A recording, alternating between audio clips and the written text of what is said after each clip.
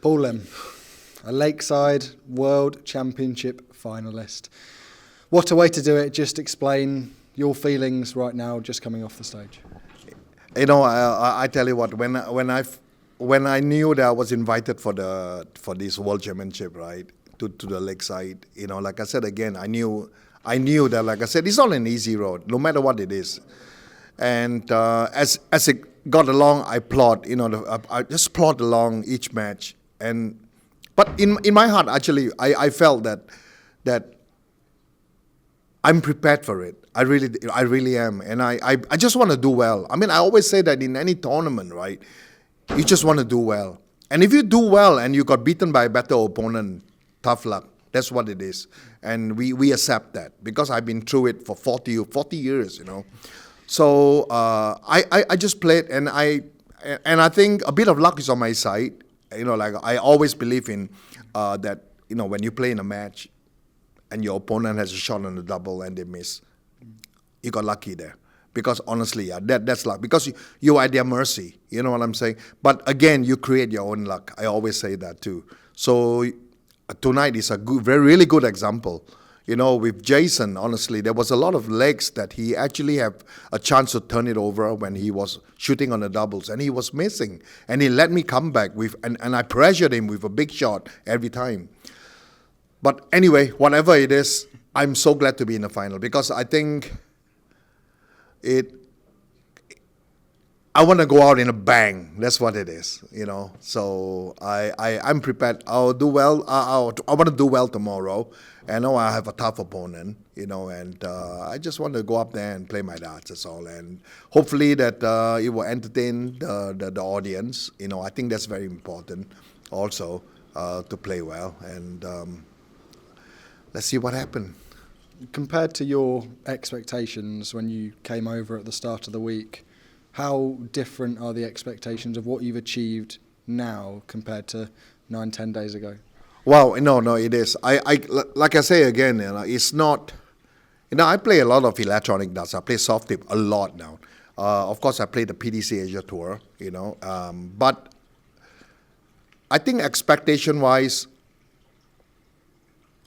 I got to say this though. I came a week earlier in preparation of this, and I have the opportunity to stay with Kai, FB Leong, and I stayed at his home. He picked me up at the airport, and I stayed at his home for 1 week, and we were just able to practice and things like that. And I think that really helps too, because like I said again, you know, it's very difficult to come over to UK and be by yourself and just play darts. It's very difficult. Somehow or other, like I said again, I felt as it goes along, I can feel the crowd. I really did. I felt the love from the crowd, you know, and it actually inspire me. Honestly does. I think is inspiration and support is very important. And I have the fans out there that's just cheering for me every time I go up there and throw darts, and it just makes me want to play better, that's all. When you think back to your early years at Lakeside, how does tonight compare to the atmospheres and the occasions in one of the sport's greatest venues? Yeah, you know, the earlier days, you know, are the people that I've respected. You know, I have, you know, my dart career actually started from Lakeside. It is what it is.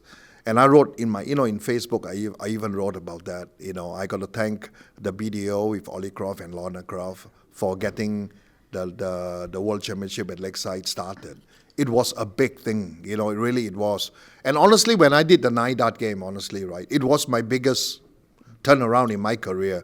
Because as it goes along, right, whenever I come back to England, whether I played in the PDC for the last few years, people have always seen me and said, I remember you, the one that did the 9 dart in Lakeside, you know, whatever it is. You know, I mean, it kind of inspired me in a lot of ways, because I think that was an achievement, basically, and it still stands.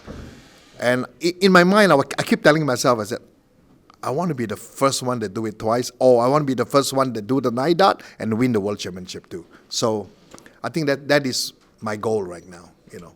You've achieved a huge amount this week. I'm just wondering what the reaction has been like back home for yourself, and what this run to the final, and we don't know what happens tomorrow yet, has done for Asian darts and will do for Asian steel tip darts back home.